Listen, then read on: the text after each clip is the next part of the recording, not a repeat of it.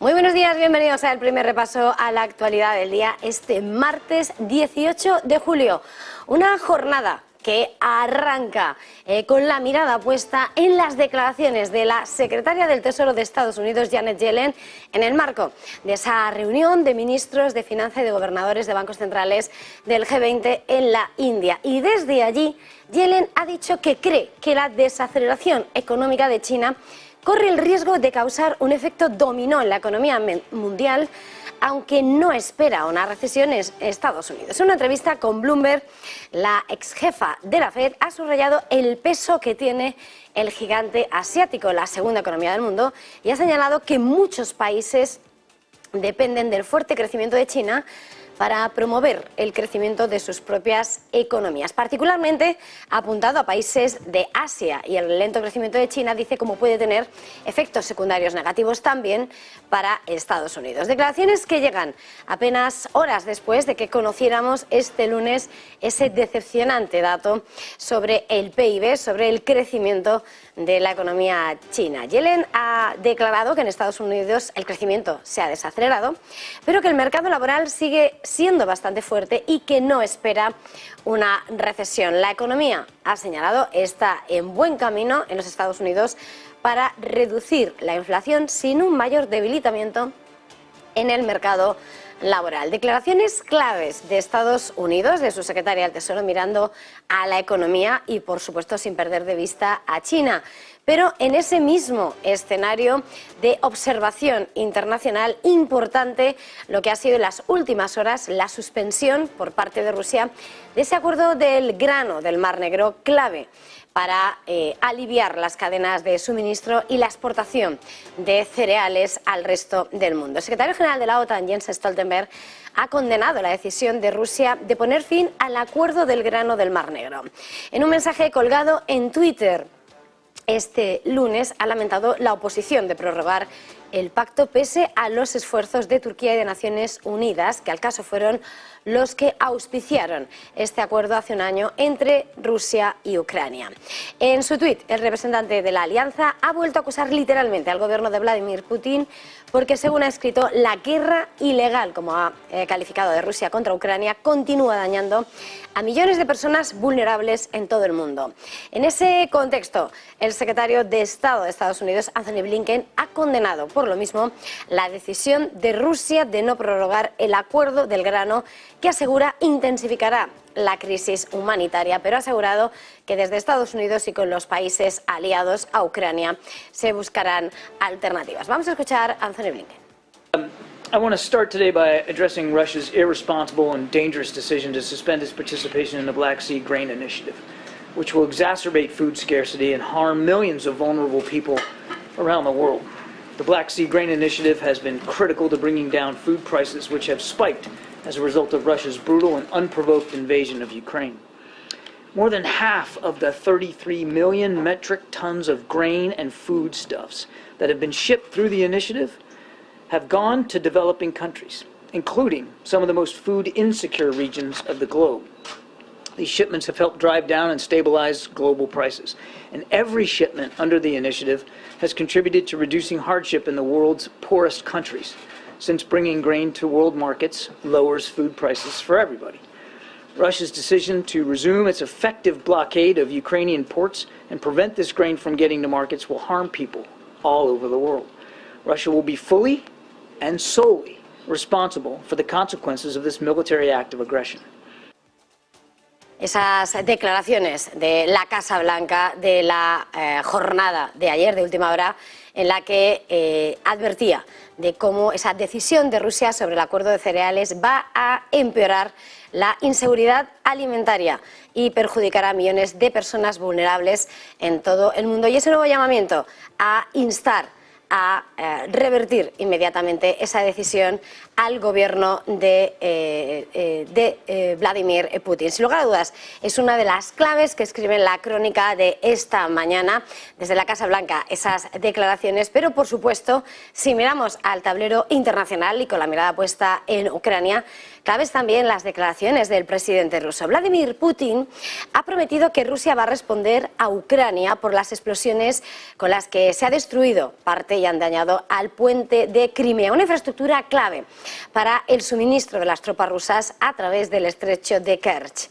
En una reunión con funcionarios rusos televisada a última hora de este lunes, el jefe del Kremlin ha confirmado que el Ministerio de Defensa está preparando las propuestas correspondientes para responder al ataque de primera hora de este lunes y del que dábamos cuenta aquí en Negocios Televisión. El Centro Nacional Antiterrorista de Rusia ha informado de que 2 drones de superficie ucranianos atacaron el puente en esas primeras horas del lunes, destruyendo parte de la carretera, y según ese comité de investigación, la operación habría sido llevada a cabo por servicios especiales ucranianos. Las explosiones provocaron la suspensión de los servicios viales y ferroviarios para luego reanudarse más tarde, aunque las carreteras aún permanecían cerradas mientras comenzaban las operaciones de reparación. Las explosiones, como decíamos, ocurrían a primera hora de este lunes, justo antes de que Rusia anunciase que ponía fin al verano del Mar Negro.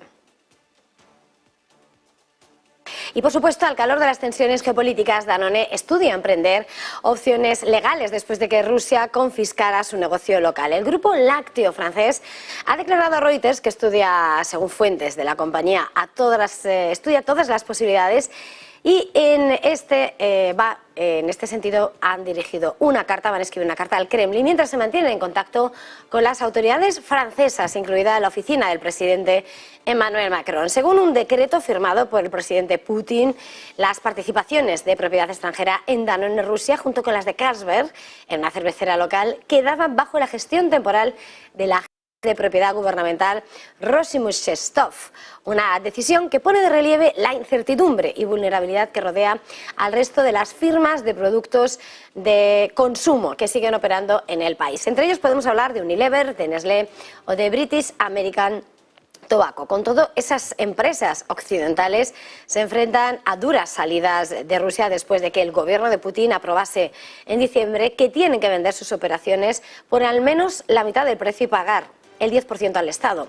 Danone dijo en octubre que cedería el control de su negocio de alimentos lácteos en Rusia, lo que podría haber supuesto una amortización de hasta 1.000 millones de euros, unos 1.100 millones de dólares. Y por supuesto, con la mirada puesta en esas tensiones geopolíticas, llegan también los ecos que vuelven a avivar lo que parecía una crisis apagada, la crisis energética. Vuelven las advertencias a Europa, sobre todo si volvemos a encarar, o si encaramos, un invierno duro y si Rusia finalmente corta todos los envíos de gas al viejo continente.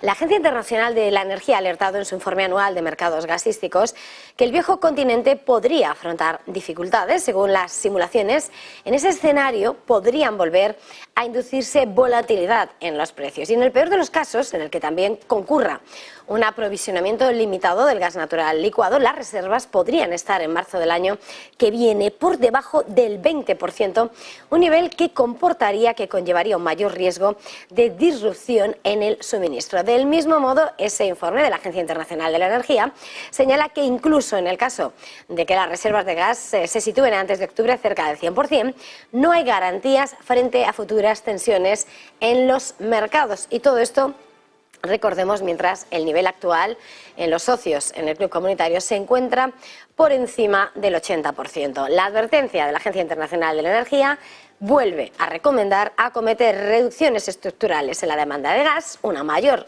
eficiencia energética, extensión de renovables e instalación de calefacciones eléctricas. Todo esto, por supuesto, alimentando lo que es la crónica geoeconómica de la mañana, pero que también hace que se cuele en el escenario internacional por esas relaciones comerciales delicadas y esos tiras y aflojas entre Estados Unidos y China, lo que ha sido la respuesta, el posicionamiento de la industria de semiconductores frente a la Casa Blanca y por su política hacia China. La Asociación de la Industria de Semiconductores norteamericana ha dado un paso al frente contra la política contra China y el lobby de los chips ha pedido al gobierno de Biden que se abstenga de imponer más restricciones a la venta de chips a China. El año pasado, el gigante asiático representó 180.000 millones de dólares en compras de semiconductores, según recoge Reuters, más de un tercio del total mundial de 556.000 millones y el mercado individual más grande, según la Asociación de la Industria de Semiconductores. La petición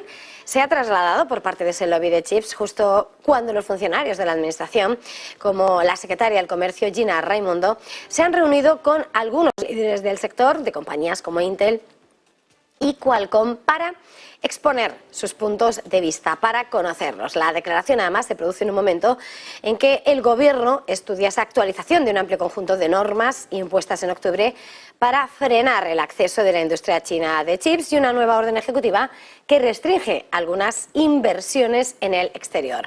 Política que, como bien saben y les hemos contado en Negocios Televisión, ha provocado una respuesta por parte de Pekín, que hace unas semanas decidía y anunciaba esa restricción a las exportaciones de materias primas de metales claves para el desarrollo de semiconductores como el galio y el germanio que se utilizan en la fabricación de chips. La industria advierte y teme que un mayor endurecimiento de las normas por parte de las autoridades estadounidenses puedan interrumpir las cadenas de suministro, causar una importante incertidumbre en el mercado y provocar una continua escalada de represalias por parte de China. Y al mismo tiempo quiere que la administración se abstenga de esas nuevas restricciones hasta que se comprometa más ampliamente con la industria y los expertos para evaluar el impacto de las restricciones actuales y potenciales para determinar si son estrechas y claramente definidas y coordinadas con los aliados. Todo esto, por supuesto, mientras nos adentramos en los protagonistas con nombre propio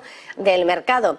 Y sobre todo tenemos que hablar de lo que ha pasado en las últimas horas y tras sumar serias dudas en su cotización, las acciones de AT&T han caído más de un 5% a su nivel más bajo en 30 años este lunes, después de que los analistas hayan rebajado la calificación de las acciones, después de las informaciones que apuntan a que el gigante de las comunicaciones habría dejado cables de plomo tóxico enterrados en todo Estados Unidos. Son las informaciones del diario The Wall Street Journal quien apuntó y responsabilizó a AT&T y a Verizon, entre varios gigantes de las telecos, que habrían abandonado una red en expansión de cables subterráneos con plomo tóxico, con una gran cantidad de ellos posiblemente contaminando el suelo vecino y las fuentes de agua potable. Informaciones que ha hecho que desde Citigroup y JP Morgan hayan reducido sus recomendaciones sobre AT&T y la acción ha perdido una cuarta parte de su valor en lo que va de año, habiendo caído ya un 12% desde esa publicación. El 9 de junio del Wall Street Journal, las acciones han tocado los $13,68 este lunes, marcando un mínimo que no se veía desde marzo de 1993. Y por supuesto, si hablamos de movimientos en el mercado, tenemos que hablar de Katie Wood y de ARK, que ha reducido su participación en Twitter en un 47% desde que Elon Musk privatizó la red social. Según publica The Wall Street Journal y recogiendo las declaraciones de Katie Wood del viernes, desde ARK se toma muy en serio la valoración y la amortización. Asegura que no es representativa de su perspectiva fundamental y la creencia en el retorno de la inversión a largo plazo que creen que tendrán para sus accionistas. Wood sigue siendo optimista sobre la perspectiva a largo plazo de Twitter y señala que su fondo actualiza con frecuencia las valoraciones internas de las empresas privadas. ARK, que posee una pequeña participación en Twitter a través de su fondo de riesgo que está abierto al público e incluye inversiones privadas y del mercado público. Pero si hablamos del mercado, muy atentos al mercado español, cuenta atrás para el 23 de julio y el mercado a la espera de los resultados de las urnas de este próximo domingo. De momento el IBEX cierra este tramo de Pedro Sánchez de la Moncloa con el peor desempeño en una legislatura desde el inicio de la democracia. Javier Luengo, muy buenos días. Sí, ¿qué tal, Eva? Muy buenos días. Y concretamente, si miramos a las urnas que se abren este próximo domingo, el 23 de julio, los datos están ahí. La bolsa española está ahí. El IBEX 35 nace el 14 de enero de 1992 y desde entonces la conclusión es clara. Los gobiernos del Partido Popular han sido más rentables para el selectivo de la bolsa española. Durante el periodo de Aznar, bien es verdad que coincidió con la bonanza económica 96-2004, la subida fue de más del 146%. Si miramos a Zapatero, cuando en 2004 entra y durante la crisis de las hipotecas subprime, esa crisis financiera también que acabó con muchas de las cajas de ahorros de nuestro país, a pesar de todo esto, se anotó una revalorización del 40,2 y Rajoy postcrisis hasta la moción de censura consiguió sumar a la bolsa española un 56,3%. Pedro Sánchez, desde que llegó al Palacio de la Moncloa con aquella moción de censura al expresidente conservador y posteriormente cuando ganó las elecciones y en el gobierno de coalición con Unidas Podemos, ha conseguido anotarse apenas una subida del 18%. Ha coincidido con la guerra de Ucrania, ha coincidido con la pandemia de la COVID-19, pero la revalorización y los datos ahí están. Y más allá de todo esto, podemos poner el foco. La rentabilidad media anualizada del IBEX con dividendos. Durante los periodos y gobiernos del Partido Popular, Aznar-Rajoy, los que hasta ahora han sido 9,71% de crecimiento. Durante los del Partido Socialista, un 6,49%. El 23 de julio veremos, por tanto, cuál es el resultado electoral y de momento lo que estamos asistiendo es una intensificación de la campaña de los distintos partidos que aspiran a formar gobierno. Entre las declaraciones que hemos escuchado en las últimas horas, Ione Belarra, secretaria general del partido político de Podemos, ha comparecido en un acto celebrado en Navarra y ha asegurado a todos los votantes que Sumar, esa candidatura que lidera Yolanda Díaz, es el único partido que garantizará el avance en derechos. Vamos a escuchar a Belarra. Creo que es importante decirle a la gente que está dudando si votar Sumar o si votar al Partido Socialista que el único voto seguro para frenar a las derechas y para seguir avanzando en derechos es el voto a Sumar. Que si Sumar no está fuerte, que si Sumar no tiene el respaldo mayoritario, no va a haber gobierno de coalición que apoyar por parte de las fuerzas nacionalistas e independentistas. La única posibilidad de que tengan algo que apoyar es que nuestro espacio esté fuerte y se pueda revalidar el gobierno de coalición. Y el portavoz de Vox en el Congreso de los Diputados, Iván Espinosa de los Monteros, ha reiterado las críticas al Partido Popular por querer acabar con el sanchismo pactando con el sanchismo y ha pedido que retire su oferta. En Murcia, de hecho, ha señalado que el voto del próximo domingo va a demostrar un doble mensaje con el cambio de gobierno y sobre todo con un cambio real. Vamos a escuchar a Espinosa de los Monteros. Reiterar que si el sanchismo ha sido tan malo para España, no entendemos la insistencia del Partido Popular y del señor Feijóo en seguir ofreciendo un pacto al señor Sánchez. Y volvemos a invitar desde aquí al señor Feijóo a que retire ese ofrecimiento al sanchismo. No se puede combatir el sanchismo ofreciendo pactos al sanchismo. Creo que esto es de sentido común. Y aquí en Murcia, donde el partido Vox ha ganado las elecciones generales en el año 2019, en este caso el domingo los murcianos tienen un voto que es especialmente potente. Es un voto que tiene una doble utilidad. Por supuesto, es el voto para llevar a nuestros diputados al Congreso de los Diputados en Madrid, para formar un gobierno de sentido común, pero es también un mensaje de que los murcianos quieren y desean un cambio real. El líder del Partido Popular y candidato a la presidencia, Alberto Núñez Feijóo, ha asegurado que quiere ser el presidente de todos los catalanes y ha pedido apoyo no solo a los votantes del PSC o de Vox, como viene haciendo de forma habitual, sino también se ha dirigido a los que votan al nacionalismo y están cansados de la división. Escuchamos a Alberto Núñez Feijóo.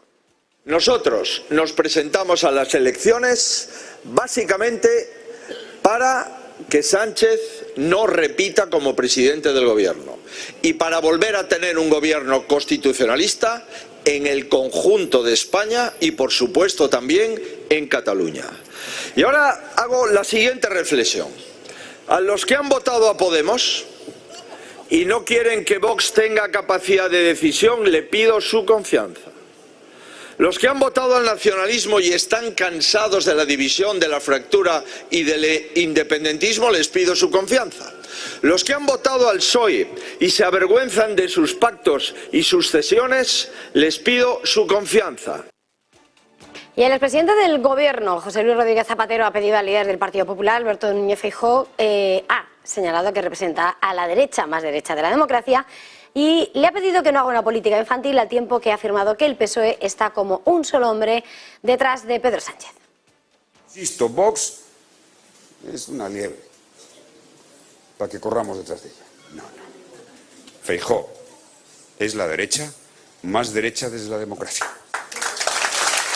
Porque nadie como Feijóo ha intentado atacar la confiabilidad del proceso electoral con el voto por correo.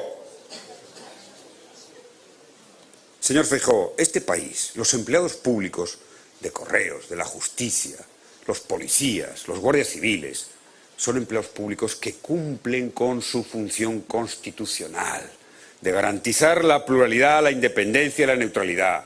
Como han hecho toda la vida, correos, gobernara quien gobernara. Y también a última hora escuchábamos a Pedro Sánchez, que abandonaba esa cena de gala de la Cumbre de la Unión Europea y la CELAC para asistir a un mitin, y en ese discurso el presidente del Gobierno y candidato a la presidencia, Pedro Sánchez, ha acusado al líder del PP, Alberto Núñez Feijóo, de mentir después de que haya señalado que desde su partido han revalorizado las pensiones, y decía que Feijóo no dice la verdad ni al médico. A ver, yo he escuchado hoy al señor Feijóo hablar de que han revalorizado las pensiones. Incluso que ellos han votado a favor de la revalorización de las pensiones. Pero si es que este señor Feijóo no le dice la verdad ni al médico. A ver, la verdad, y eso es lo que tienen que saber los 10 millones de pensionistas, es que el Partido Popular y Vox han votado sistemáticamente en contra de la revalorización de las pensiones. Y no solamente eso, el señor Feijóo se fue a Bruselas, de donde vengo yo hoy, a reunirse con la presidenta de la Comisión, con el comisario de Economía, para decirles que la reforma de las pensiones, donde blindábamos por ley la revalorización, era un error. Y en este punto seguimos avanzando en esta primera crónica, primer repaso a la actualidad del día, aquí en Negocios Televisión, mirando a lo que está moviéndose ya en los mercados. Los más madrugadores tienen como protagonistas, por supuesto, las plazas asiáticas, y vemos al índice Nikkei en Tokio avanzar de forma muy moderada, un 0,21% en su primera jornada de negociación de esta semana, tras el festivo de este lunes del Día del Mar. Por su parte, la bolsa de Hong Kong hoy vuelve a la normalidad tras haber suspendido su negociación bursátil por la amenaza del tifón este lunes, y vemos cómo se anota a esta hora un desplome del 2% en una jornada en la que siguen pesando los datos macroeconómicos que ponen en duda la dimensión de la recuperación de China, pero por supuesto en el que también se cuelan protagonistas con nombre propio. De hecho, hemos conocido esta madrugada los resultados del gigante inmobiliario chino Evergrande, que ha informado de fuertes pérdidas tanto en 2021 y 2022, en unas cuentas que por fin llegan y que arrojan como los pasivos también han aumentado. El gigante promotor inmobiliario China Evergrande Group ha informado esas pérdidas en sus resultados, que han sido retrasados en su publicación durante largo tiempo. Habla de una pérdida neta total de unos 95.680 millones de dólares en 2021 y una pérdida neta total de 125.800 millones en 2022. Para este ejercicio, para el del año pasado, la mayoría de las pérdidas se debían a las pérdidas relacionadas con la devolución de terrenos, también por el deterioro de activos financieros y otras pérdidas no operativas que ascendieron a los 69.370 millones de yuanes.